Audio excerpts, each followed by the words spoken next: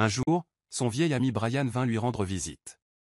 Brian était un chauffeur de taxi qui avait autrefois travaillé dans le même garage que Joseph. « Joe, tu as l'air fatigué, » dit Brian.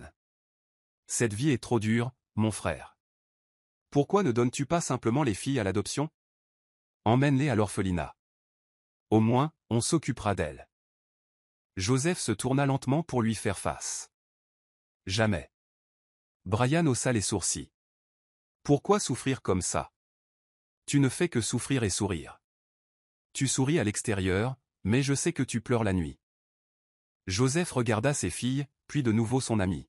« Peu importe à quel point c'est difficile, dit-il. Je ne les abandonnerai jamais. Elles sont ma joie, mon espoir. Un jour, ces filles me rendront fier. Elles se tiendront droites. Je ferai tout ce que je peux, même si ça doit me tuer. » Brian secoua la tête. « Tu es trop têtu. » Joseph sourit.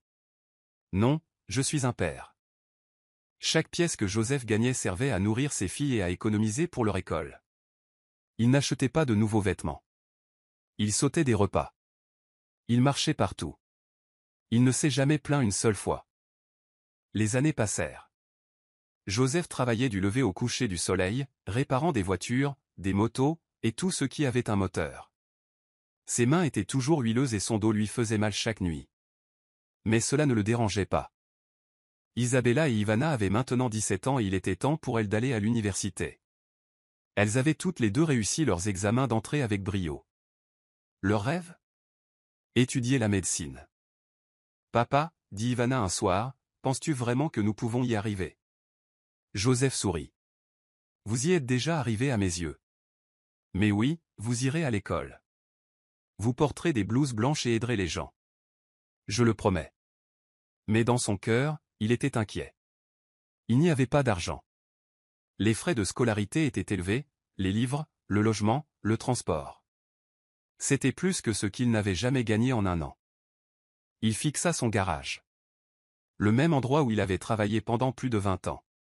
Le même garage que son père lui avait laissé. Il était vieux, mais il tenait toujours debout. C'était tout ce qu'il avait. Cette nuit-là, Joseph prit une décision.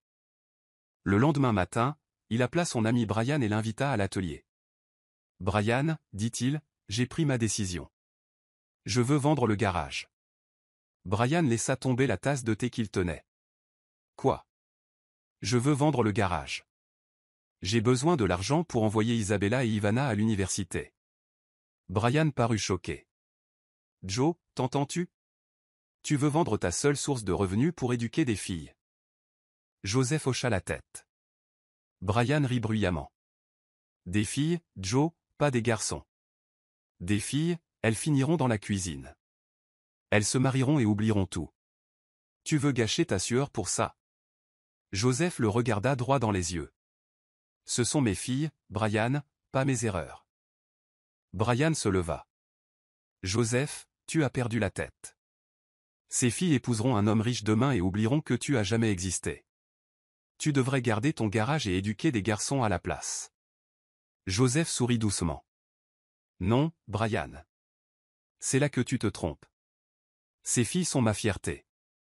Je préfère vendre tout ce que je possède et les voir réussir plutôt que de garder mon garage et voir leurs rêves mourir. » Il fit une pause, puis ajouta. « Et si leurs maris ne sont pas fiers d'elles, moi, je le serai. » Brian ne dit plus un mot. Il secoua la tête. « Je veux acheter le garage. »« Je suis prêt à vendre, » dit Joseph. « Vous êtes sûr ?» demanda Monsieur Marshall. « Cet endroit, c'est votre vie. » Joseph hocha la tête. « Maintenant, l'avenir de mes filles est ma vie. » Monsieur Marshall lui fit un prix juste, pas trop élevé, mais suffisant pour couvrir leurs frais de première année, le logement et les livres. Quand Joseph rentra à la maison, il rassembla ses filles et leur tendit l'argent dans une enveloppe. « Qu'est-ce que c'est ?» demanda Isabella. « C'est votre commencement, » dit-il. « Allez et poursuivez vos rêves. »« D'où as-tu eu ça ?» demanda Ivana, confuse. « J'ai vendu le garage, » répondit-il. Leurs yeux s'écarquillèrent. « Non, papa, tu n'as pas fait ça. »« Si, je l'ai fait, » dit-il fermement. « Ce n'était jamais juste un garage. C'était un pont. Et maintenant que vous le traversez, je peux le laisser partir. Des larmes coulèrent sur leurs joues. Elles le serrèrent fort dans leurs bras. Nous te rendrons fiers, dirent-elles toutes les deux. Vous l'avez déjà fait, répondit-il. La semaine suivante, elles partirent pour l'université. Joseph se tenait à la porte, regardant le bus disparaître sur la route. Il ne pleura pas, il sourit. Non pas parce qu'il avait perdu son garage, mais parce qu'il avait semé la grandeur et qu'il la regardait maintenant grandir. Quand Isabella et Ivana arrivèrent à l'université, tout semblait si grand et nouveau. De hauts bâtiments, des amphithéâtres bondés, de nouveaux visages, une nouvelle vie. Elles se souvinrent des paroles de leur père avant leur départ. Concentrez-vous sur vos études, ne suivez pas la foule, rendez-moi fier.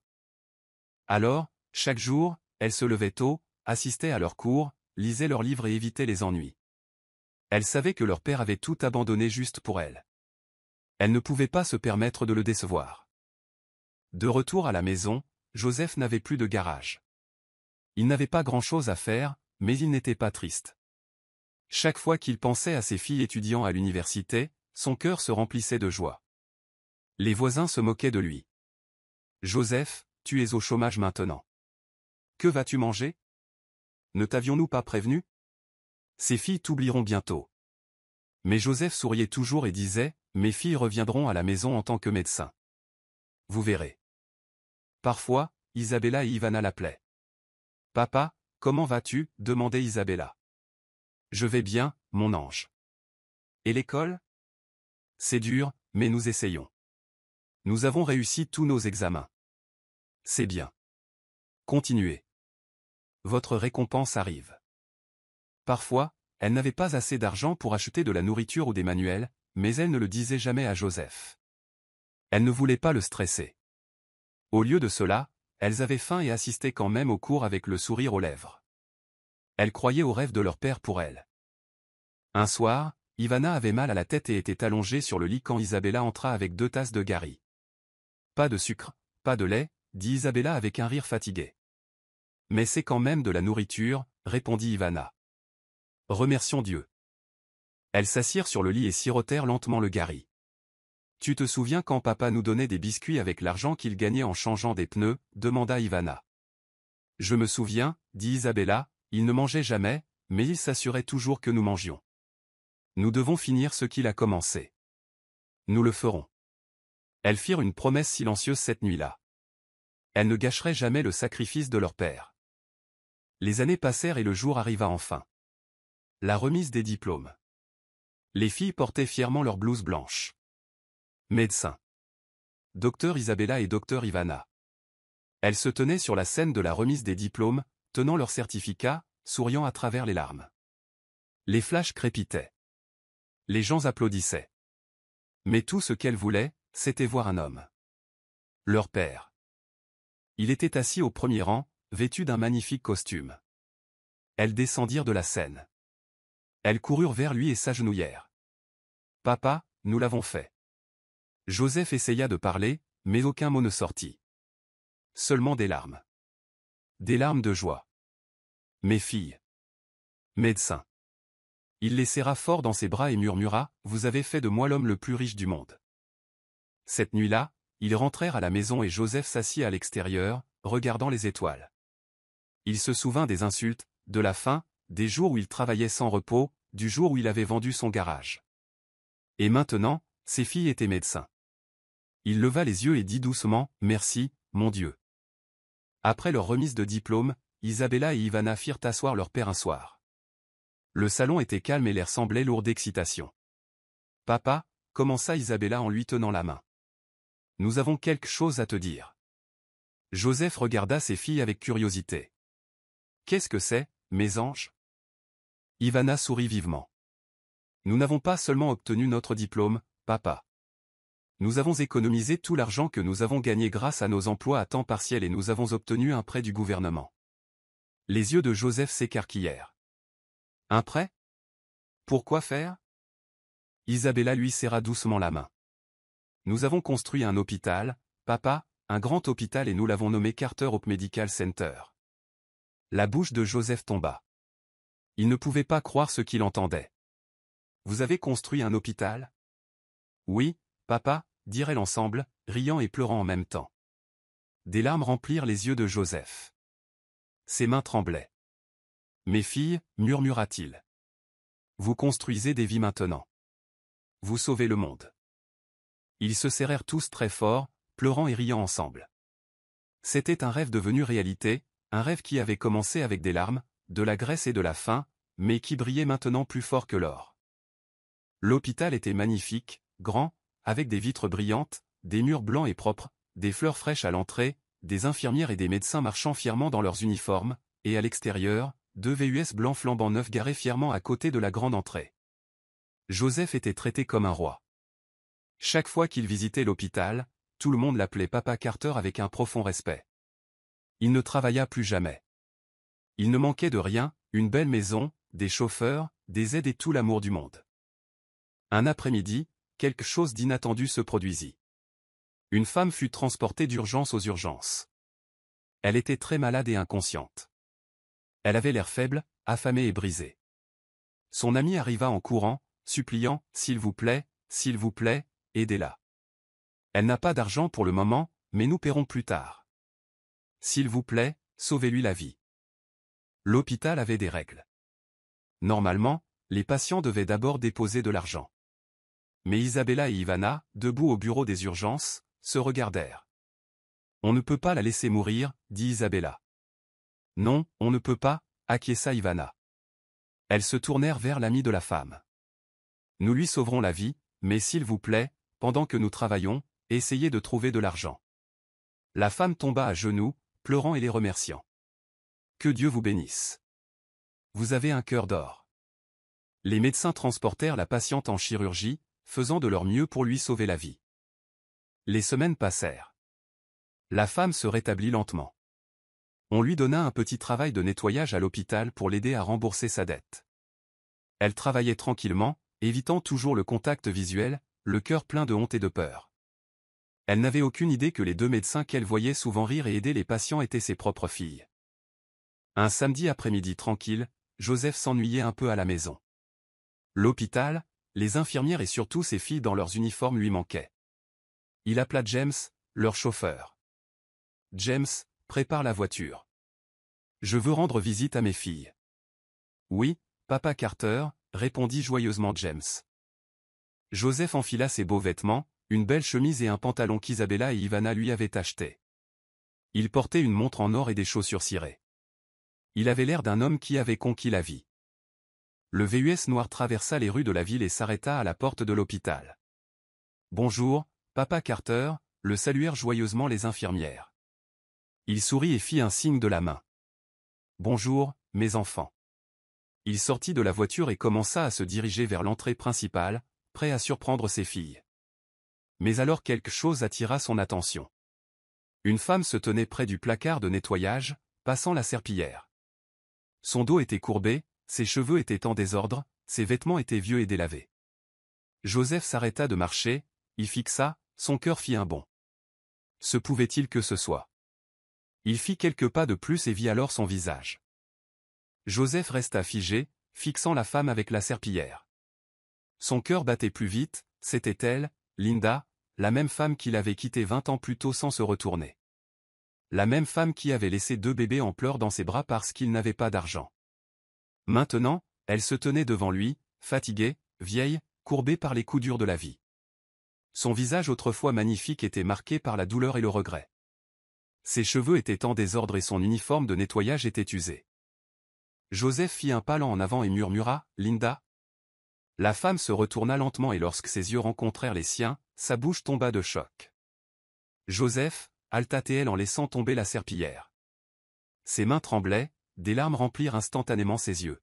« Tu travailles ici ?» demanda Joseph, sa voix remplie d'incrédulité et de tristesse. Linda s'effondra, elle ne put parler pendant quelques secondes, puis à travers ses larmes, elle hocha la tête. « Oui, oui, c'est le cas. » Le cœur de Joseph était lourd, il ne savait pas quoi dire. Linda s'essuya le visage avec le dos de sa main et parla rapidement, ses mots tremblants. « S'il te plaît, ne me déteste pas, laisse-moi t'expliquer. » Sans attendre sa réponse, elle l'emmena dans un coin tranquille derrière l'hôpital où personne ne pouvait les entendre. Ils s'assirent sur un banc. Linda fixa ses mains pendant un long moment, puis commença à parler. J'étais malade, dit-elle. Je n'avais pas d'argent.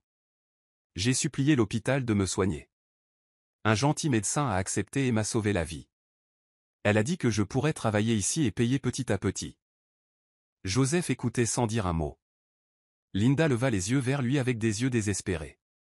Mon mari riche m'a mise à la porte, dit-elle amèrement. Il a dit que j'étais inutile parce que je ne pouvais pas avoir d'enfant. Après quelques années, il a épousé une autre femme. Et depuis que je t'ai quitté, je n'ai jamais pu avoir d'autre enfant. Son corps entier tremblait de chagrin. J'ai tout perdu, Joseph, tout. Ma maison, ma santé, ma fierté. Et maintenant, je passe la serpillière pour survivre. Elle tomba à genoux, pleurant si fort que Joseph dut détourner le regard pour s'empêcher de s'effondrer aussi. Je suis désolé, Joseph, sanglota-t-elle. Je suis désolé pour la façon dont je t'ai traité. J'étais jeune et stupide. Je n'ai pas vu ton amour. Je n'ai pas compris ton cœur.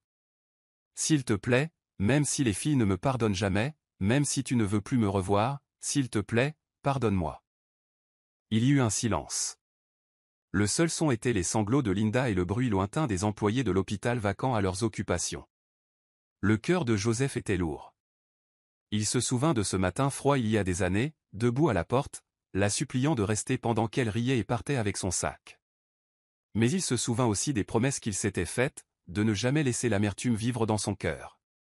Il la regarda doucement. « Linda, dit-il lentement, sais-tu dans quel hôpital tu travailles ?» Elle secoua la tête en s'essuyant le nez. Joseph prit une profonde inspiration et dit, « Cet hôpital appartient à tes filles. Isabella et Ivana. Ce sont elles qui l'ont construit. Ce sont elles qui t'ont sauvé la vie. » Les yeux de Linda s'écarquillèrent d'horreur. « Non. Non. Non, murmura-t-elle en se couvrant la bouche. Ça ne peut pas être. Si, dit Joseph tranquillement. Les mêmes bébés que tu as laissés derrière toi, les mêmes dont tu disais qu'ils étaient mon problème. Aujourd'hui, elles sont médecins. Elles possèdent cet hôpital. Linda tomba à plat ventre sur le sol, pleurant si fort que quelques membres du personnel se tournèrent pour regarder. Elle n'avait jamais ressenti une telle honte de sa vie. À ce moment, Isabella et Ivana sortirent du bâtiment, riant avec quelques infirmières. Elles s'arrêtèrent quand elles virent leur père parler à une femme en pleurs. « Papa » appela Isabella en faisant un signe de la main. Linda tourna rapidement le dos, essayant de cacher son visage. Joseph leur fit signe de s'approcher. Quand elles furent proches, Ivana regarda la femme avec curiosité. Quelque chose semblait étrange. Linda se retourna lentement, des larmes coulant sur ses joues. D'une voix brisée, elle dit, « Je ne suis pas juste une femme de ménage. Je suis votre mère. S'il vous plaît, mes filles, pardonnez-moi. » Silence. Le monde entier sembla s'arrêter. Isabella et Ivana se figèrent. Elles ne pouvaient pas croire ce qu'elles entendaient. Leur mère, la femme qui les avait abandonnées, la femme qui ne s'était jamais retournée. Linda tomba à genoux. « Je n'ai aucune excuse, » pleura-t-elle. « J'ai fait la pire erreur de ma vie. J'ai quitté l'amour pour des promesses vides. Je ne mérite pas votre pardon. Je veux juste que vous sachiez. Je suis désolée. » Les filles restèrent là, sans voix. Des larmes remplirent leurs yeux. Elles regardèrent leur père. L'homme qui les avait aimées, portées, qui avait souffert pour elles. Et elles pensèrent à toutes les leçons qu'il leur avait enseignées. L'amour, le pardon, la grâce. Lentement, Isabella s'avança. Elle s'agenouilla et prit les mains de sa mère. « Vous ne méritez peut-être pas notre pardon, dit-elle doucement, mais nous vous pardonnons. » Ivana dit en pleurant, « Le pardon est plus fort que la haine. » Joseph se tenait là, essuyant fièrement ses yeux. Un mois s'était écoulé depuis que Linda avait emménagé dans le manoir avec Joseph et leurs filles, Isabella et Ivana. Tout à l'extérieur semblait calme. La maison était paisible, les repas étaient partagés, les sourires échangés, mais au fond du cœur de Joseph, il n'était pas vraiment heureux. Il ne pouvait pas oublier. Chaque matin, en voyant Linda, les souvenirs de ce jour douloureux revenaient. Le jour où elle avait quitté sa vie, laissant 2 bébés en pleurs dans ses bras et disparaissant sans un regard en arrière. Cet après-midi-là, Après le départ d'Isabella et d'Ivana pour le travail, Joseph était assis sur le balcon, lisant un journal, quand Linda vint s'asseoir à côté de lui. Elle le regarda attentivement pendant quelques secondes puis parla. « Joseph, dit-elle tranquillement, ça fait un mois que je suis revenu dans cette maison. J'ai demandé pardon, j'ai essayé de changer. J'ai cuisiné, nettoyé et aidé dans la maison. Je pense qu'il est peut-être temps que nous nous remettions ensemble en tant que mari et femme. » Joseph plia lentement le journal et le posa sur la table. Puis il la regarda droit dans les yeux et secoua la tête. « Non, Linda. Jamais. » Le visage de Linda tomba. « Pourquoi ?» Joseph soupira et dit calmement, « Je n'aime même pas l'idée que tu vives dans la même maison que moi. Je me réveille chaque jour et je te vois, et chaque fois, je me souviens de ce matin froid où tu m'as quitté, moi et les filles. » Les lèvres de Linda tremblèrent. « J'ai dit que j'étais désolé. »« Je sais et je te pardonne, » dit Joseph en se levant, « mais le pardon n'est pas la même chose que de revenir à ce que nous avions. J'ai dit à Isabella et Ivana de te trouver une maison séparée, mais elles ont refusé. Elles ont dit que tu pourrais rester ici pour me tenir compagnie quand je m'ennuie. » Il fit une pause puis la regarda fermement. « Mais pour être honnête, Linda, tu ne m'apportes pas la paix. Tu ne m'apportes pas la joie. Tu ramènes la douleur. Alors non, nous ne pourrons jamais nous remettre ensemble. » Linda se leva avec colère. « Alors c'est ça, lança-t-elle. Après tout ce que j'ai fait pour m'humilier et vivre de nouveau sous le même toit, tu me repousses encore. Tu te prends pour qui ?» Joseph resta calme. « Je me sens comme un homme qui a trouvé la paix après des années de douleur.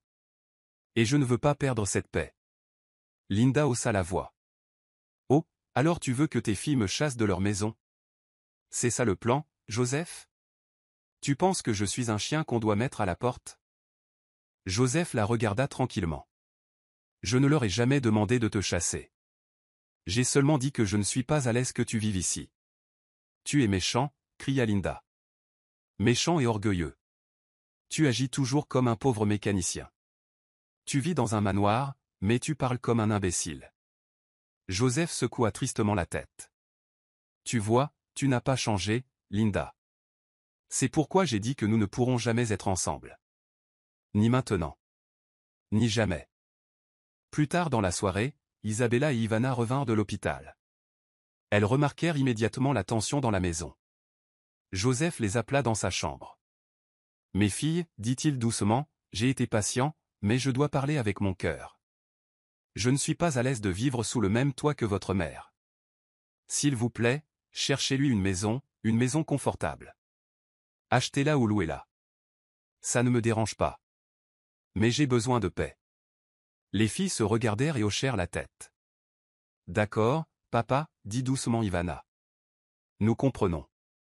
Nous lui trouverons un endroit cette semaine. » Isabella ajouta, « Ta paix est notre paix. » Elles allèrent dans le salon et trouvèrent Linda en train de regarder la télévision. « Maman, » commença doucement Isabella. « Papa nous a demandé de te trouver ta propre maison. Un endroit proche et agréable, pour que tu puisses toujours nous rendre visite quand tu veux. » Linda se tourna et les regarda avec choc. « Qu'est-ce que vous venez de dire? C'est une punition. » « Ce n'est pas une punition, » dit rapidement Ivana. « C'est juste que papa n'est pas à l'aise. Nous voulons que tout le monde soit heureux. » Linda se leva lentement, les yeux brûlants. « Donc votre père ne m'a pas pardonné, » lança-t-elle. « Après tout, toutes les supplications. Maintenant, vous me mettez dehors. »« Maman, nous ne te mettons pas dehors, » dit calmement Isabella. « Nous voulons juste la paix dans cette maison. » Linda siffla bruyamment. « Cet homme est un sorcier, » cria-t-elle. « Il est vieux, pauvre d'esprit et plein d'amertume. Il fait juste semblant d'être paisible. À l'intérieur, il est toujours le même mécanicien en colère. »« Maman, s'il te plaît, arrête, » dit tranquillement Ivana. « Ne disons pas des choses que nous regretterons. »« Je ne regrette rien, » cria Linda. « Votre père est sans cœur. Si vous m'aimiez vraiment, vous lui demanderiez de partir à la place. » Les filles restèrent silencieuses, les larmes aux yeux. Ce n'était pas ce qu'elles avaient espéré. Elles pensaient que le pardon guérirait tout. Mais certaines blessures étaient plus profondes qu'elles ne l'avaient imaginé. Joseph était assis tranquillement dans sa chambre, écoutant. Et une fois de plus, il se murmura, elle n'a pas changé. C'était la fête des pères.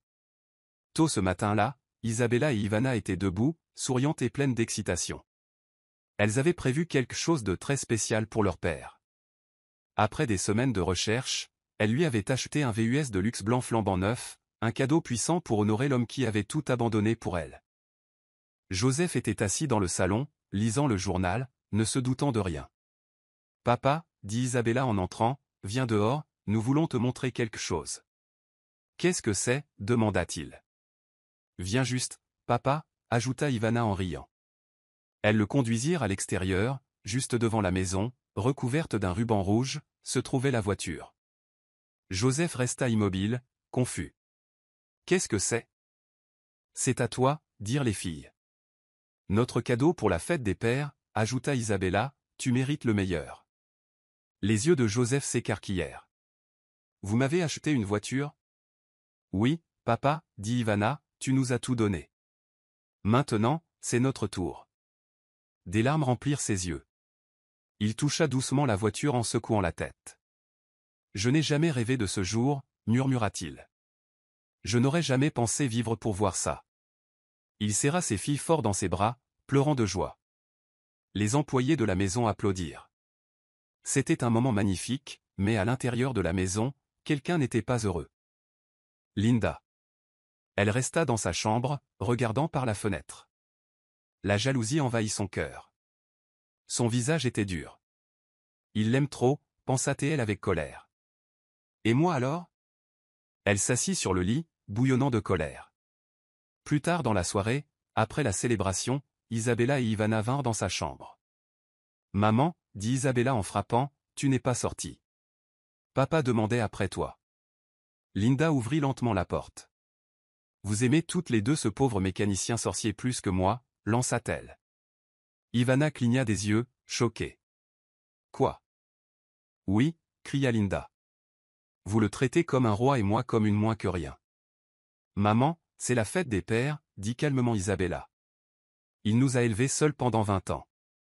Il nous a tout donné. » Ivana prit une profonde inspiration. « Tu es sérieuse, maman ? Tu es en colère que nous ayons célébré notre père pour la fête des pères ? » « Il ne le mérite pas, cria Linda. Ce n'est qu'un vieil homme stupide, un sale mécanicien. Vous êtes aveugle. » C'en était trop. Isabella craqua. « Assez, maman, dit-elle fermement.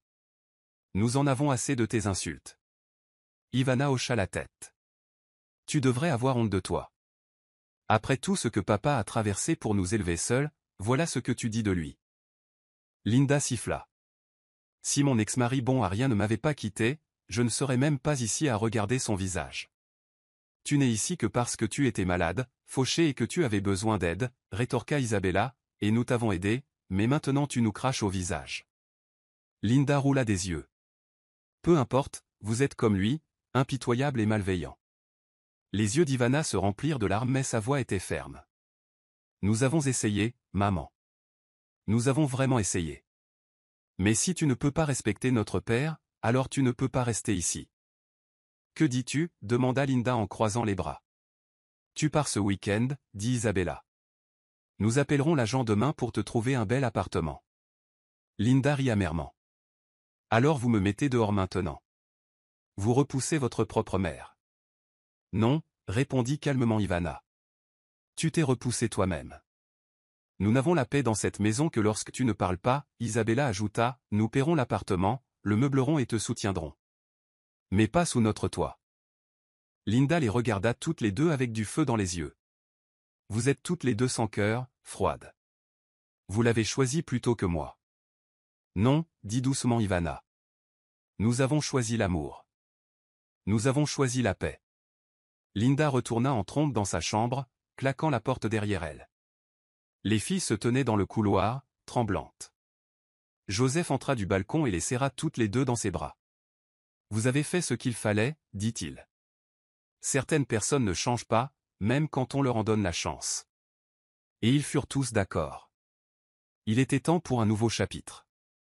Et au fond de son cœur, il ressentit enfin quelque chose qu'il n'avait pas ressenti depuis des années. Le soulagement. 2 mois s'étaient écoulés depuis que Linda avait emménagé dans son propre appartement. Au début, tout était calme. Les filles payaient son loyer, meublaient magnifiquement l'appartement et lui envoyaient même une allocation mensuelle pour s'assurer qu'elle était à l'aise. Elle pensait qu'avec le temps, elle guérirait, se comporterait mieux et vivrait tranquillement.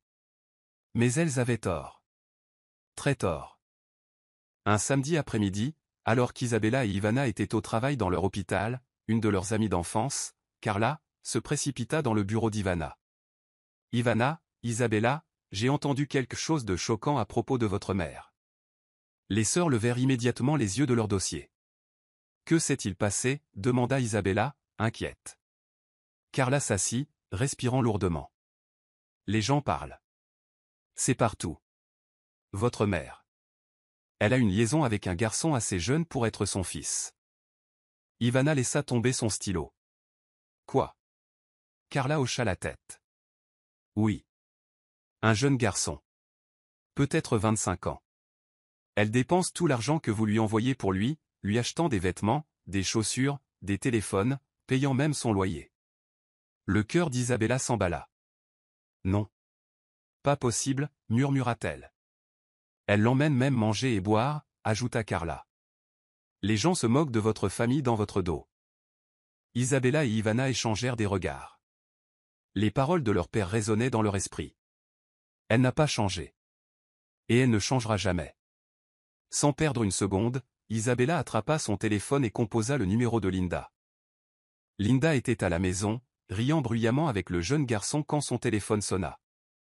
Voyant que c'était Isabella, elle siffla et répondit paresseusement.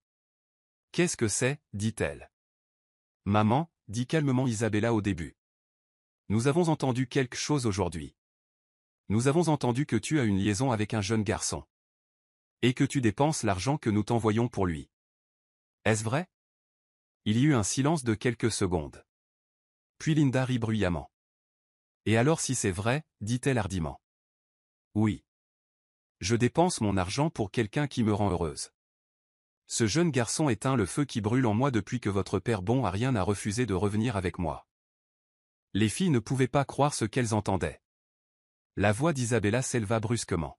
« Maman, comment as-tu pu ? Après tout ce que nous avons fait pour toi, après tout le respect que nous t'avons donné. » Linda siffla bruyamment. « Le respect. Gardez-le pour vous. Je dépenserai mon argent comme je veux. Si ça ne vous plaît pas, allez vous jeter dans la rivière. » Ivana tremblait de colère maintenant. « Ton argent » cria-t-elle. « L'argent pour lequel nous avons travaillé jour et nuit. Tu es une honte. » Linda rit plus fort. « Au moins, ce garçon sait comment faire sentir une femme vivante. Pas comme votre père sec et bon à rien. » C'était la goutte d'eau. Le visage d'Isabella devint rouge de colère. « Écoute, Linda, à partir d'aujourd'hui, nous ne t'enverrons plus jamais un centime. Jamais. Quand ton argent stupide sera fini, fais tes valises et retourne au village. Ou mieux encore, va en enfer si tu veux. » Linda siffla de nouveau. « Vous êtes comme votre père, méchante et malveillante. Et vous êtes une vieille femme sans vergogne, » rétorqua Isabella. « Nous en avons fini avec vous, » ajouta Ivana. Sans un mot de plus, Isabella mit fin à l'appel et claqua le téléphone sur la table. Les deux filles s'assirent, respirant lourdement, trop en colère pour même parler. Après qu'Isabella et Ivana eurent raccroché ce jour-là, Linda s'assit dans son appartement, bouillonnant de colère. Elle jeta son téléphone à travers la pièce et cria « Cet homme a gâté mes filles pour moi. » Elle fit les 100 pas dans le salon comme une lionne prête à attaquer. « Je dois les récupérer » marmonna-t-elle. « Je ne peux jamais perdre, jamais. » Dans son esprit, elle croyait que si Joseph n'était pas dans le tableau, elle pourrait à nouveau contrôler les filles. Elle les ferait l'aimer, la respecter et dépenser tout leur argent pour elle. Mais les ennuis frappaient déjà à sa porte. Un mois plus tard, la situation de Linda s'aggrava. Ses filles avaient complètement cessé de lui envoyer de l'argent, comme elle l'avait promis. Les factures s'accumulaient, le loyer était dû. Elle ne pouvait plus mener la vie tapa accent grave l'œil qu'elle menait autrefois. Le jeune garçon avec qui elle sortait, celui pour qui elle avait dépensé tout son argent, commença à changer. Il cessa de l'appeler, de lui rendre visite. Il commença à éviter ses messages. Un soir, Linda réussit à le coincer en ville. Elle lui barra le chemin et demanda avec colère, « Pourquoi m'ignores-tu? Je pensais que tu m'aimais. » Le jeune homme la regarda froidement et dit, « Écoute, c'est fini. Je ne peux pas être avec une vieille femme qui n'a pas d'argent. » La bouche de Linda s'ouvrit de choc. « Qu'est-ce que tu viens de dire, Alta-T-L » Le garçon rit. « J'ai trouvé quelqu'un d'autre, quelqu'un de jeune, quelqu'un qui ne me supplie pas d'amour et d'attention. » Linda resta là comme un arbre enraciné au sol, tremblante. Le garçon la bouscula et s'en alla sans se retourner, riant avec sa nouvelle petite amie. Linda se tenait au milieu de la rue, humiliée et brisée. Des larmes remplirent ses yeux. Sa fierté était partie. Son argent était parti. Et maintenant, même le garçon stupide à qui elle avait tout donné l'avait jeté comme un déchet. Cette nuit-là, elle s'assit dans son salon sombre, le cœur rempli de colère et de honte. « Je dois récupérer mes filles, dit-elle entre ses dents serrées. Je dois éliminer cette vieille sorcière, Joseph. C'est lui qui se dresse entre moi et mon destin. » Son esprit s'assombrit de plus en plus. La semaine suivante, elle contacta un homme dangereux du côté obscur de la ville. Elle lui paya le peu d'argent qui lui restait et lui confia 2 missions. « D'abord, dit-elle froidement, occupe-toi de ce garçon stupide qui m'a utilisé et largué. » L'homme accepta. En 3 jours, la nouvelle se répandit dans la ville. Le jeune garçon avait été retrouvé mort dans des circonstances mystérieuses. Linda sourit en l'apprenant. « Un de moins, se dit-elle, sans pitié. » Puis elle rappela l'homme. « Maintenant, dit-elle, j'ai un autre travail pour toi. »« Qui ?» demanda l'homme. « Mon ex-mari, Joseph Carter. Je veux qu'il soit hors de mon chemin. C'est la raison pour laquelle mes filles me détestent. Sans lui, elles seront à nouveau à moi. » L'homme accepta mais l'avertit. « Celui-ci coûtera plus cher. »« Je m'en fiche, » cria Linda. « Finis-le. Je dois récupérer mes filles. Je dois tout contrôler. » Son esprit était sombre. Elle ne se souciait plus du bien ou du mal. Tout ce qui l'intéressait, c'était le pouvoir. Tout ce qui l'intéressait, c'était l'argent. Et elle était prête à détruire quiconque se mettait en travers de son chemin. Même si cela signifiait détruire le seul homme qu'il avait autrefois aimé sincèrement. C'était un après-midi tranquille. Joseph était seul à la maison. Ses filles, Isabella et Ivana, étaient toutes les deux à l'hôpital, effectuant leur quart de travail. La maison était silencieuse. Joseph était assis dans le salon, se reposant et lisant sa Bible. Soudain, il entendit frapper doucement à la porte. Il se leva lentement et ouvrit. Dehors se tenait un homme, à l'air rude avec des yeux fatigués. Joseph ne l'avait jamais vu auparavant. L'homme regarda Joseph et se figea, choqué. Il fixa Joseph pendant un long moment. Ses yeux grands ouverts. Joseph fronça légèrement les sourcils. « Puis-je vous aider ?» demanda-t-il. L'homme hocha lentement la tête et s'avança. « Vous ne vous souvenez pas de moi ?» dit l'homme. Sa voix basse. Joseph secoua la tête. « Non, je ne m'en souviens pas », l'homme prit une profonde inspiration. Sa voix tremblait d'émotion. « Il y a de nombreuses années, quand ma famille n'avait rien, quand nous mourions de faim, vous nous avez aidés. Vous avez donné de l'argent à mon père. Vous nous avez acheté de la nourriture. Vous nous avez sauvés quand personne d'autre ne s'en souciait. » Joseph le regarda attentivement, essayant de se souvenir. « Mon père ne vous a jamais oublié, » continua l'homme. « Avant de mourir, il m'a fait promettre que si jamais je vous voyais en difficulté, je devais vous aider. Peu importe le coût. » Les yeux de Joseph s'adoucirent. « Monsieur, je n'ai pas beaucoup de temps. Votre ex-femme, Linda, m'a payé pour vous tuer. » Joseph recula, choqué. L'homme continua rapidement. « J'ai déjà fait un travail pour elle. C'est moi qui ai tué ce jeune garçon avec qui elle sortait. Mais maintenant, la police enquête. Je sais qu'ils m'attraperont bientôt. Je dois quitter le pays. » Les mains de Joseph tremblaient. L'homme baissa la tête et dit, « À cause de ce que vous avez fait pour ma famille, je ne peux pas vous faire de mal. Je suis venu vous avertir. Poursuivez votre ex-femme. Elle est diabolique. Protégez-vous et protégez vos filles. » Avant que Joseph ne puisse dire un mot, l'homme se retourna et disparut dans la rue, ne portant qu'un petit sac. Joseph resta à la porte, tremblant, son cœur battant la chamade. Il prit immédiatement son téléphone et appela ses filles. « Mes anges, rentrez à la maison maintenant, dit-il d'urgence. Quelque chose de terrible se passe. » En quelques minutes, Isabella et Ivana se précipitèrent à la maison. Joseph les fit asseoir et leur raconta tout. Le plan diabolique de Linda pour le faire tuer et comment l'homme avait avoué à cause d'une gentillesse que Joseph avait montrée il y a longtemps. Les filles étaient choquées, sans voix, sans perdre de temps, elles appelèrent la police et leur donnèrent toutes les informations. La police agit rapidement. Le soir même, Linda fut arrêtée. Au tribunal, la vérité était claire pour tous. Linda fut accusée de 2 crimes. Pour avoir tué son jeune petit ami, pour avoir tenté de faire de même à Joseph. Elle ne montra aucune honte au tribunal. Elle se tenait fièrement, refusant de montrer le moindre regret. Mais le juge ne fut pas ému. Linda fut condamnée à la réclusion à perpétuité sans aucune chance de sortir.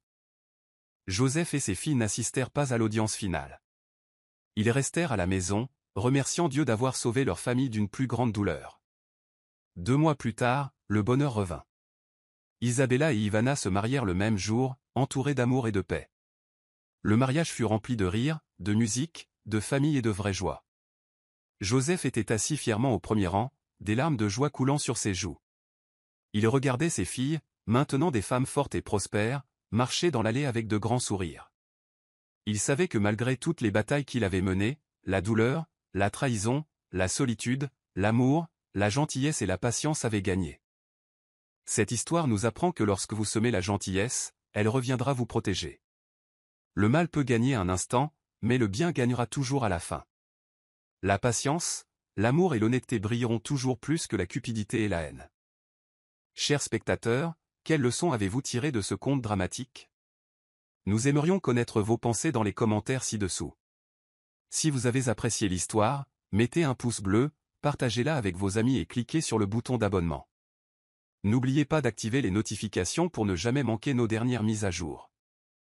Merci d'avoir regardé et que Dieu vous bénisse.